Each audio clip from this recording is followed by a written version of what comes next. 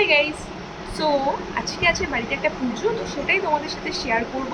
চলো যাও যাক। প্রথমেই চলে গিয়েছিলাম ঠাকুর ঘরে। দেখতেই পাচ্ছ সিংহাসনে রয়েছে মা কালী থেকে শুরু করে অন্যান্য দেবদেবী। আর এই যে ঘরটা, এটাই মূলত দেবী মঙ্গলচণ্ডীর ঘট। প্রথমেই ঠাকুরের উদ্দেশ্যে মঙ্গলদীপ জ্বালিয়ে নেওয়া হলো। তারপর সুন্দর করে পুজোর ডালা সাজিয়ে নেওয়া হলো। মা সকাল সকাল উঠেই পুজোর সমস্ত কাজকর্ম করতে লেগে পড়েছিল। প্রথমেই ফলগুলোকে ভালো করে ধুয়ে সুন্দর করে বানিয়ে নিচ্ছিল।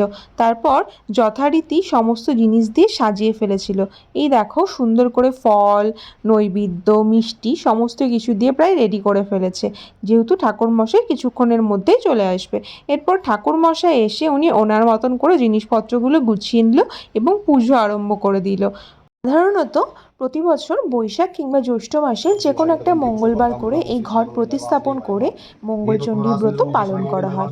আমার ঠাম্মা যখন বেঁচে ছিলেন তখন উনি এই ঘরটা প্রতিস্থাপন করে গিয়েছিলেন। তারপর থেকে এই পুজো আমাদের বাড়িতে করা হয়। দেখতেই পাচ্ছ পুজো প্রায় সম্পন্ন হচ্ছে, চারদিকে ঘন্টা উলুধ্বনি পড়ছে।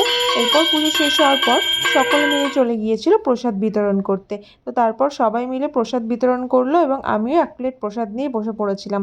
সো আজকের ভিডিও এই পর্যন্তই। আর তোমাদের কার কার বাড়িতেই পুজো হয় অবশ্যই কমেন্টসে জানিও। So tata.